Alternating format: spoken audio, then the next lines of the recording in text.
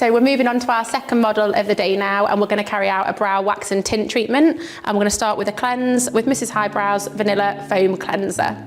Again, using a soft cleansing brush, we're going to buff the cleanser with the direction of the hair growth and against the direction of the hair growth.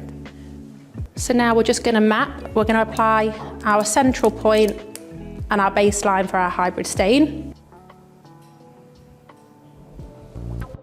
Now that we've got a rough guideline to work from, we're going to apply our hybrid dye. We're going to use the Power Stain in shade Muddy Mocha in a 1-to-1 mix with a 6% developer.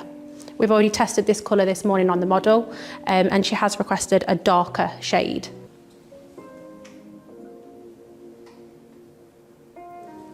We're now going to move on and apply the same amount onto the other side before going back in and applying a thinner layer to the fronts.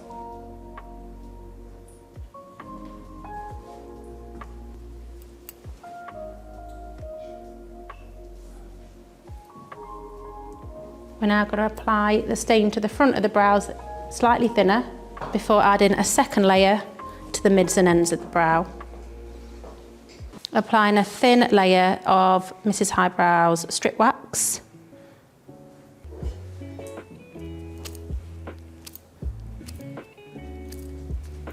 Applying it away from the baseline of the brow and then dragging it up using the flat end of a wooden stick.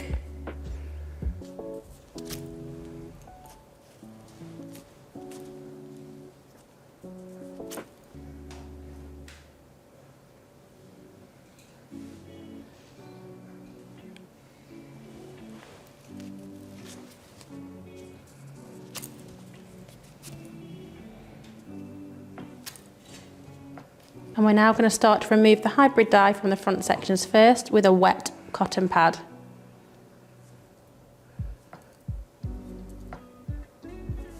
We're now going to remove the extra layer that she has on this eyebrow using the pointed Mrs.Highbrow tweezer.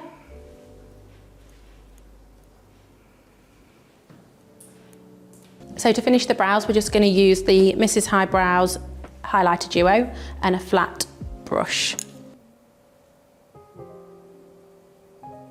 And then my final finishing product is going to be the Wonder Brow Oil by Mrs.Highbrow to add a bit of nourishment and gloss. It's also a wonderful product as a secondary aftercare treatment on top of the repair serum for a brow lamination treatment as well. Particularly great for this model as an aftercare product as well, due to the fact that one brow has been over removed a little bit more than the other.